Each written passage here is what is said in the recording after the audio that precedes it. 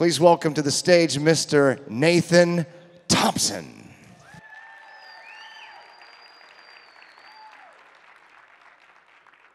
Thank you. Guys, I have to start this out because I've been up here for about a week in Dallas helping put together this conference. These people work all day long for free so that you guys could have top-notch display, and just please, round of applause for everyone working the event. You guys are awesome. Yep. My hat is off to you guys. Mark, you did a great job, and I appreciate you not talking about anything I'm going to talk about, so that's awesome. Guys, I run the official Flat Earth and Globe discussion on Facebook. We've got 125,000 members, and I believe there's more members. I think they're shadow banning the amount of members that we have, but we've got about 100 moderators and administrators that help run the group. We do not allow cursing or insults, and a lot of people have come up to me here and said, hey Nate, I'm in your group. And I said, it's not my group, guys. It's our group so that we could figure this thing out, because doing it on your own is not easy. So I wanted us to work together, and the thing has exploded. And please, if you're not in there, join the official Flat Earth and Globe discussion and do this. Add all your friends to the group. I started the group and I added all my friends. We had about 1,600 members.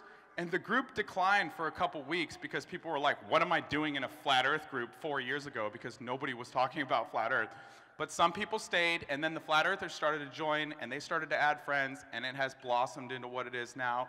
I do want to shout out all the administrators and moderators for helping with the group. It's because of you guys I can sleep at night, so thank you so much. I've done over 200 meetups all across the US. I think Flat Earthers are some of the most open-minded, humble people you can run into. Humble means willing to learn, and if you're willing to question the reality of where you live, you are a humble person. So I've also, what I call flat smacked, about 10,000 globe earthers, and I do it on video for you guys. I put it on my YouTube, Nathan Thompson, so you can see their reactions and see that they don't have any good arguments. It's quite comical. I think it's some of the best reality TV out there. Also, I've been on MSN, Daily News, New York Post, and they all lie, like every single time. So if your media here, like the lying thing gets old, I don't represent the Flat Earth Society at all, so please stop sending people there. Like, just do your job and report the truth. That would be so great for us. Yeah.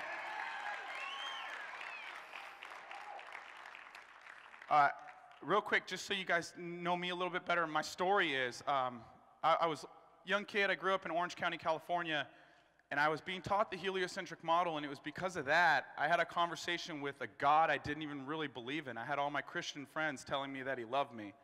And I said, well, if you are light years away and you put us on a ball in space, how much do you really love us?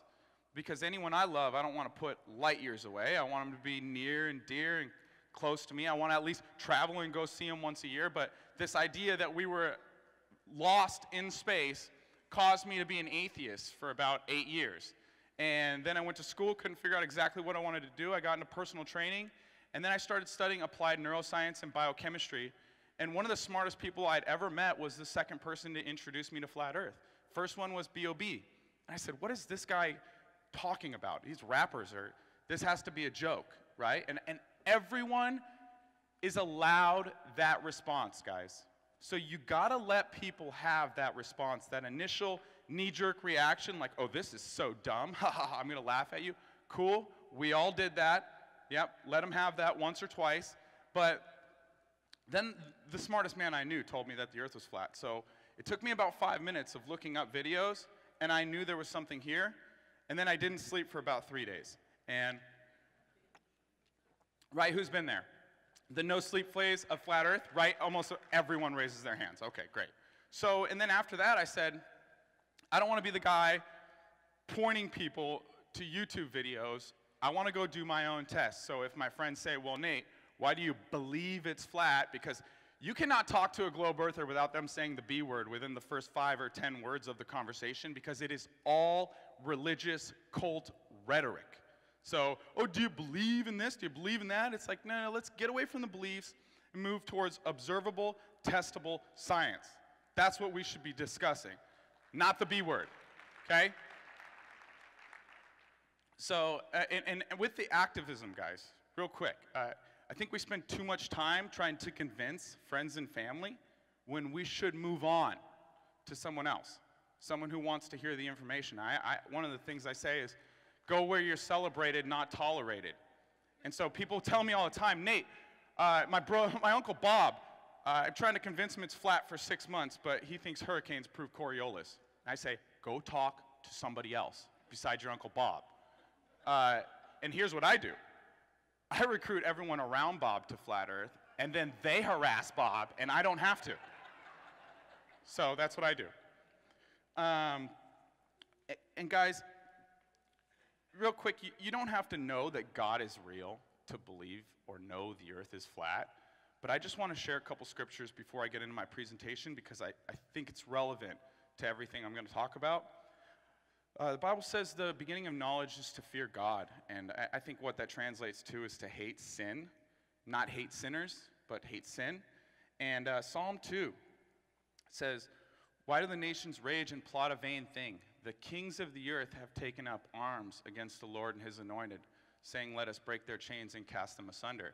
So the elite have a plan against God. That's why when I walked into Flat Earth, I was not like, well, why would they lie to me about the shape of the earth? This is so weird. I know that the people who run the world are evil. Right? They're not good people. 9/11, vaccines, GMO, you know. This is all stuff I knew prior to Flat Earth. Secret societies and occultism and all that stuff, you know. It's not easy sometimes being a truther, that's for sure. But there is hope because it says in Psalm 2, right after that God sees their plans and he laughs. Right? Yeah. So we need to have that perspective, right? Like there's a plan and God knows it's going to be good and he's laughing at all this nonsense that they're putting out there, guys. So I try to have that same philosophy. And love is patient and kind.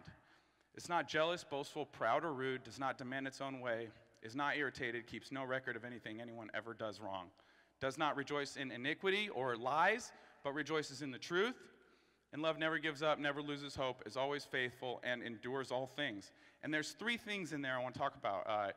Love does not demand its own way, it's not irritated, and it keeps no record of anything anyone ever does wrong. And I think if we as truthers adopt that as our philosophy, like whatever your friends say, you're not going to get irritated.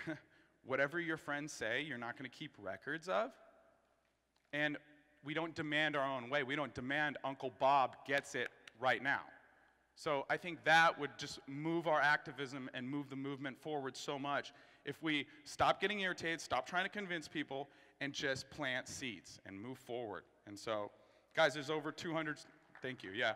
There's over 200 scriptures that point towards a flat stationary earth, and Jesus walked into church and flipped over tables. So what I'd like to do with my speech is flip over some tables over at the NASA department. So let's get right into it.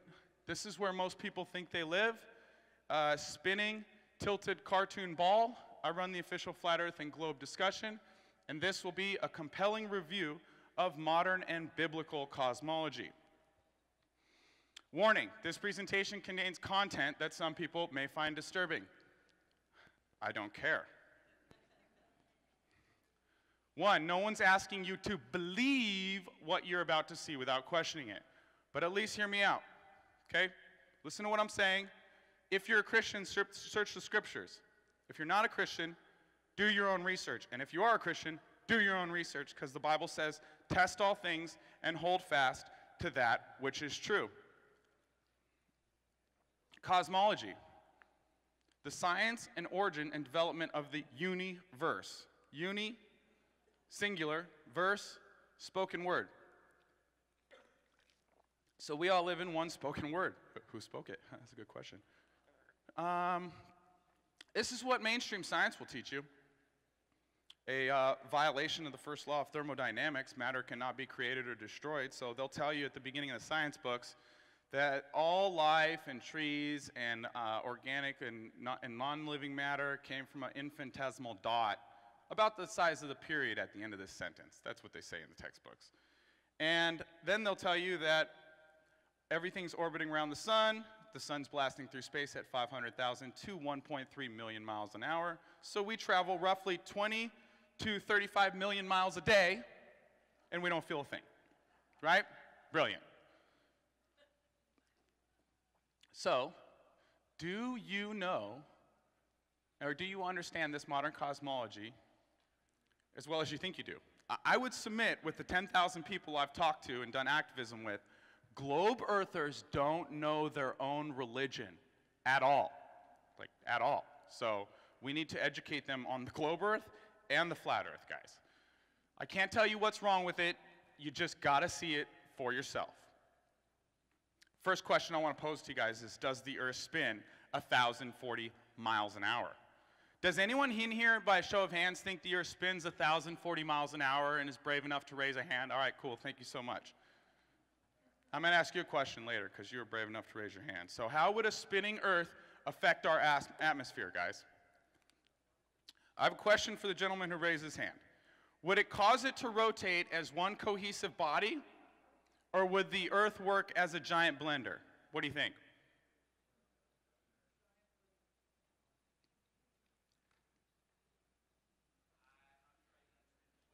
See, this is what let me repeat. Does the atmosphere move with the earth, or does the earth blend the atmosphere and the atmosphere moves separately from the earth? The atmosphere moves with the earth. Excellent. So, let's look at both of them real quick. If the atmosphere moves with the earth, that's not what mainstream science teaches at all. They teach that earth has a Coriolis effect and that the atmosphere moves separately from the earth. Check out Neil deGrasse Tyson's Twitter. He talks about field goals being made because of the rotation of the earth moving separately from the atmosphere. So this is what I mean when I say globers don't know their own religion, guys. So let's look at, if it moves with the earth, there's a problem with that. The atmosphere would have to increase in speed as you get farther away from the earth in velocity. Guys, this is insane because there's no force that would drag the air sideways, because don't forget, everything's pulling towards the center because gravity is pulling everything towards the center. So there's nothing that's pulling it sideways at all whatsoever. And that's also not what mainstream science even teaches, even though those are all lies. So what natural force could do this? A column of air will not move as one cohesive body as a result of moving back and forth through the air as a result of the earth spinning 1,000 miles an hour. So, for example, if I take this piece of paper and I wave it side to side, the air at the ceiling is not also moving side to side. That's not how fluid dynamics work, okay? So I choose to reject this hypothesis. You guys can believe it if you want, my man, okay? But not what we observe. The atmospheric blender. So what would really happen if the atmosphere, to the atmosphere if the earth spun, guys? What would happen is the air closest to the surface would move faster than the air away from the surface, and you would get a blender type effect. So it's an indisputable law of fluid dynamics. If the earth spun 1,040 miles an hour, like that.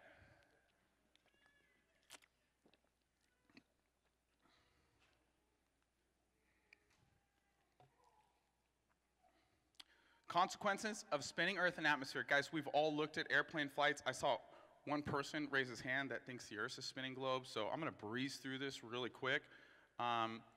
Basically, if the Earth was moving separately from Earth's atmosphere, it would be really tough to travel on planes. Also, you would have a difference in journey times east to west than when you travel west to east. That does not happen. Also, the Federal Airline Administration trains pilots and air traffic controllers on what's called a target generation facility. It's a simulator.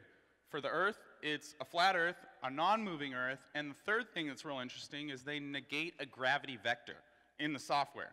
So flat, stationary, with no big G. Good stuff. There's simply no way commercial plane travel would be possible if the Earth were rotating 1,040 miles an hour, but you guys can believe what you want. Smoke on a moving surface behaves like this, guys. Smoke on a stationary surface behaves like this. And then also you've got sometimes cloud formations are moving different directions in the sky. You got cirrus, cumulus, cumulonimbus, lenticular clouds, and sometimes there's no wind at all. So, consequences of spinning Earth and atmosphere, guys, I want to strap a rocket to this thing, and I want to move it like 1,040 miles an hour. Now, what do you guys think would happen to the people, the hot air balloons, the airplanes? Of course, they're just going to go flying off. Duh. I mean, it gets really basic, guys. I mean, this stuff is not hard to understand. It's that people have vain religious superstitions and they want to believe the Earth is a globe. So why do we think that 1,040 miles per hour would not affect our lives, guys? That's 5 miles per hour, it's fun. 60 miles per hour, you lose your lunch. 1,000 miles per hour is just a walk in the park, right? For that matter, what would the oceans do on spinning? Guys, they teach us that the Earth's a pear because of the rotation.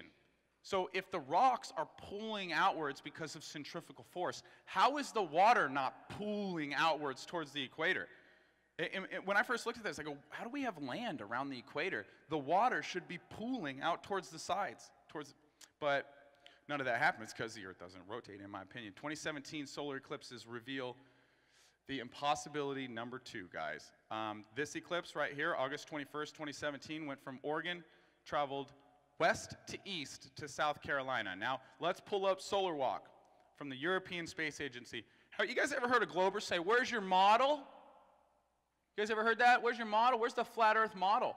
Where's the glober's model, guys? Because it is not working out at all whatsoever, and this is courtesy of ESA. This is European Space Agency. So what you do is you line up the moon on the day of the eclipse, you zoom in so that the sun is directly behind you, and then we're going to click play.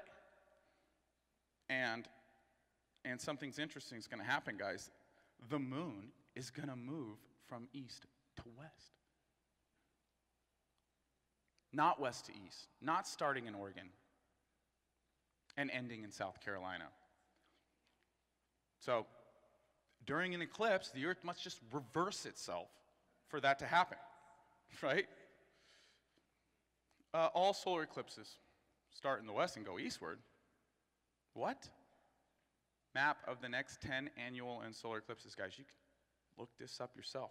Here's another one you could do yourself very easily. Impossibility number 3. You go to College Station, Texas, lay down on your back, look at the sky, pick out a couple stars. And then 6 months from then, lay on your back, pick out a couple stars, and see if they're completely different or all the same. And let's not forget, that sun is traveling 500,000 miles an hour, right? So we're January 1st, July 1st, could any of the same constellations be seen, guys? Let's pretend that this podium is the sun. Nighttime's going to be over here January 1st. Now I'm orbiting, I'm going around the sun. Now I'm over here July 1st. This is nighttime. This should be an entirely different night sky than what I saw over there, but it's all the same stars. The sky's a map and a clock. God said it's for signs and seasons, and every ancient civilization knew this. They were making maps of the sky. So, does the Earth spin? You decide. Is the Earth a globe? Okay? This is the next thing I want to talk about. Downward curvature, tangent to our feet, in all directions. Does anybody think there's curvature? By a show of hands, brave enough to admit in a room full of flat earthers the Earth's a globe? My man, same guy, good stuff. Good stuff. I'm proud of you, dude. Let's go. I'm glad you're here. You're going to learn so much this weekend. I promise you, dude. I did a speech in South Korea, and there was one guy in the stands, and who was a glober all day, right?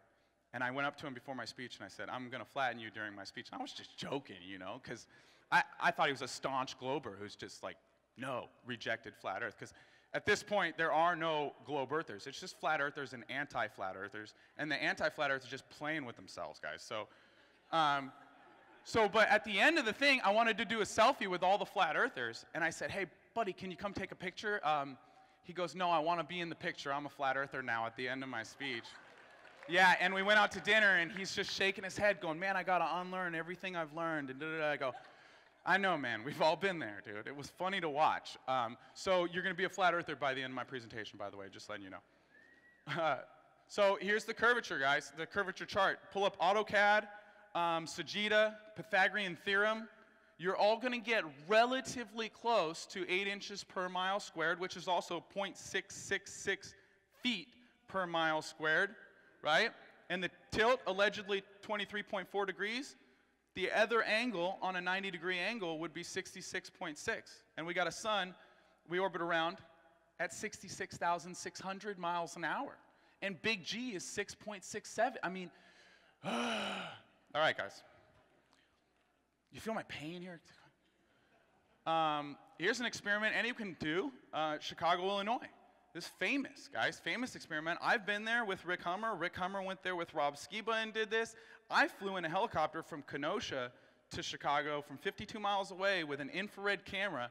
And just as we got above the tree line, you could see every building in Chicago from 50 miles away. I mean, so anyone can do this stuff. The argument here that I'm trying to make, guys, is that we see way too far. And what we do see, we see way too much of. And the globe earthers will explain this by telling you, what do they tell you, guys? It's a, yep, good, excellent. You guys do your homework, dude. I love this stuff. All right. So I'm just breezing through this, guys, because anyone can do this math, find out how far it is, what's the curvature formula of the Earth, how much it should drop, but we see it. It's right there. And the news will tell you it's a mirage. There's no towering. There's no waving. It's not hovering. It has none of the characteristics of a mirage, but that's what they'll tell you it is. And then also, Joshua Nowicki, this is that picture anyone can pull up on Google Maps and go to New Buffalo, pick this picture up, look at it, analyze it yourself. But that's from about 49 miles away, 50 miles away. The Joshua Nowicki's was even farther away. And with Joshua Nowicki's photo, the whole skyline should be 900 feet below Earth's curvature. So I know all you guys know we should see way too far. Just trying to cover the basics for someone who's new to flat Earth and hasn't looked at this. And also perfectly flat horizon, guys. The globers will tell you that it's 1 degree of Earth curvature for every 69 miles. But when we look at 69 miles on the horizon, there's 0 degrees of curvature. It's always a flat horizon. So I call it like a religion of doublespeak. If you've ever read 1984 Doublespeak, they can't say 2 sentences without the second one contradicting the first. So there's that famous picture by Joshua Nowicki. That's where the curvature of Earth should be, guys. Nothing below this line should be seen if we were on a globe.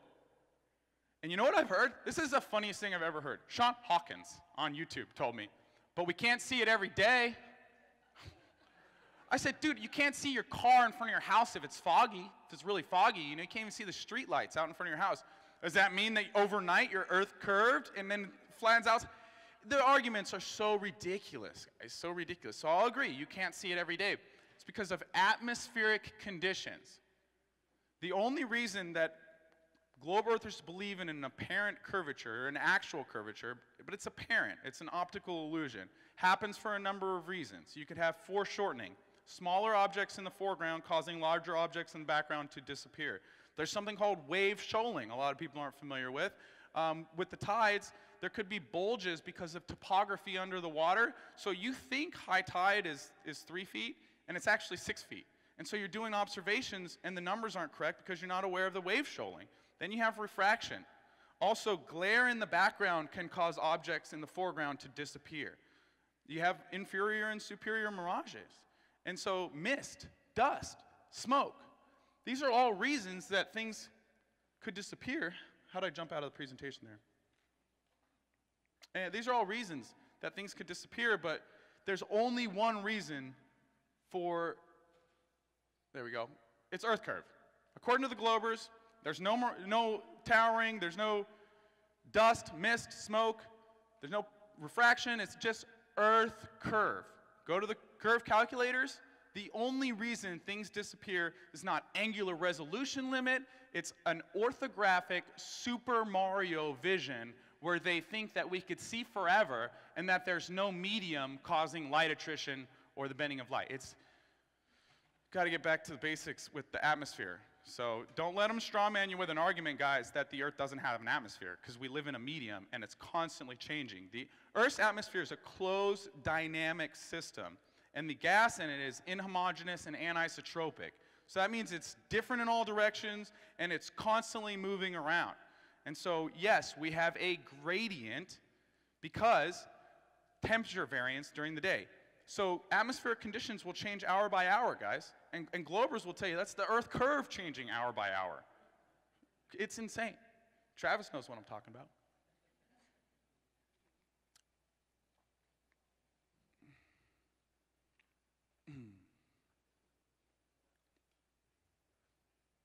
Lighthouses, guys.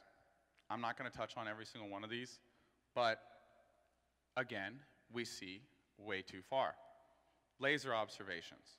Mirror reflection observations, guys. Those ones are cheap to do. Get a mirror, use the sun, and just reflect it from a long distance over a body of water.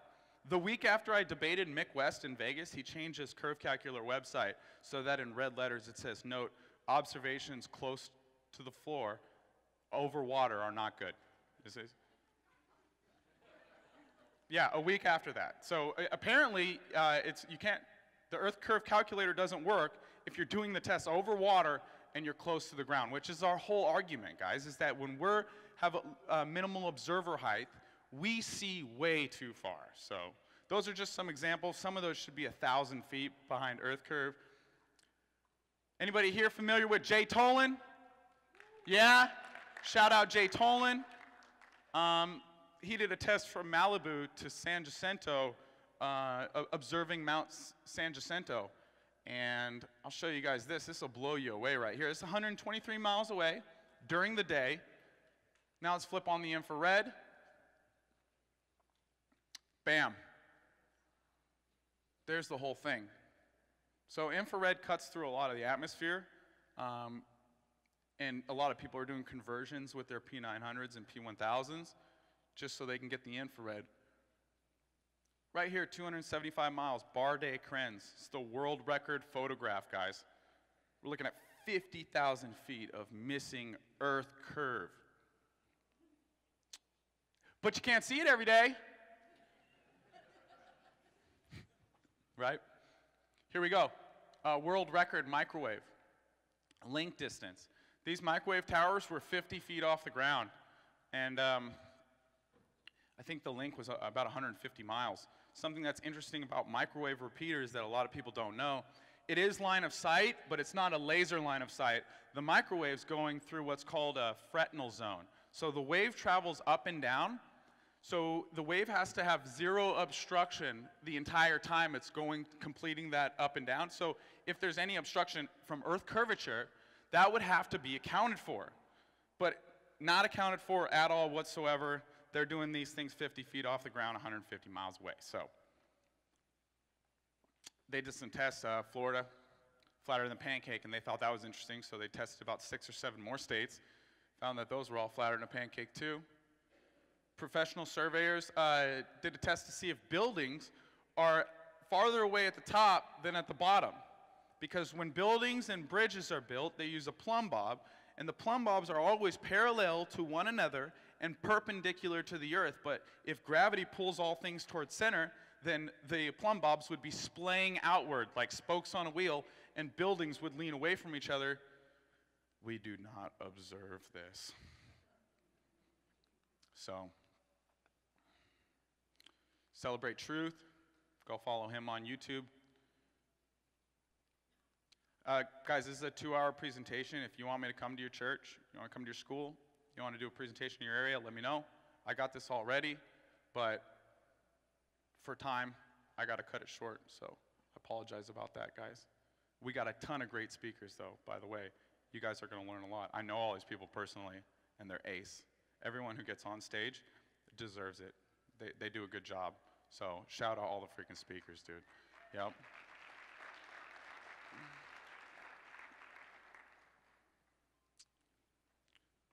You hear boats go over a curve, guys? No, they don't. Zoom in. It's still there.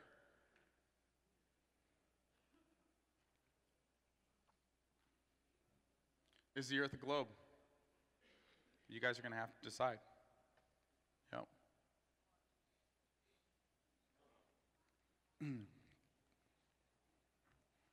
So,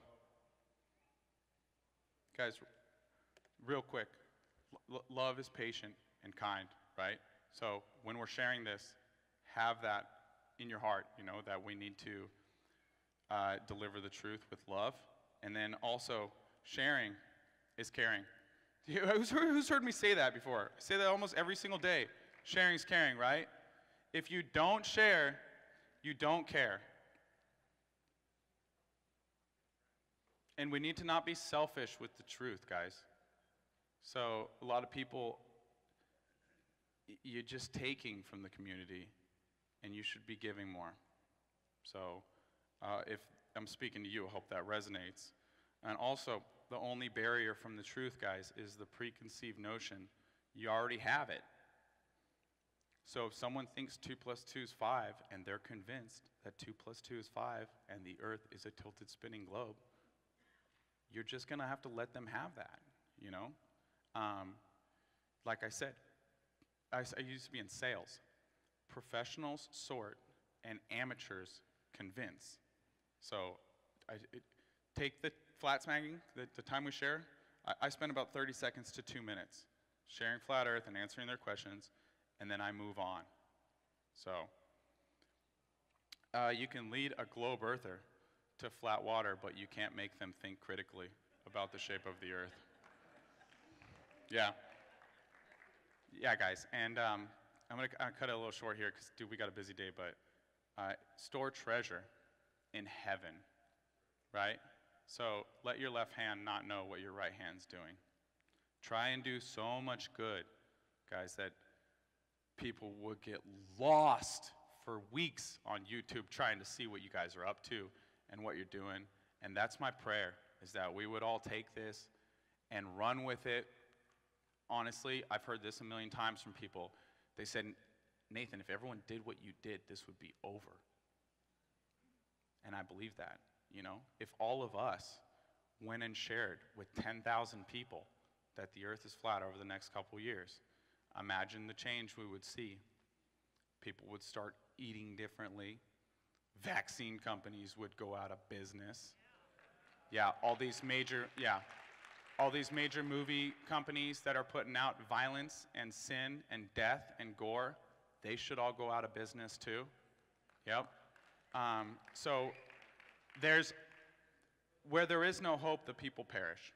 And I want you guys to know, God laughs at their plans, dude. So when you feel like, you know, there's too much evil in the world, or this just gets too much, hit me up, okay? Because I'll have a story for you, I promise. But just know that God has a plan, and if you're part of it, it's good. And I'm so honored to be here with you guys. Please come say hi, give me a hug. I love you guys. Robbie Davidson, thanks for asking me to speak. And I'm going to get out of here, dude. Thank you so much. I love you guys.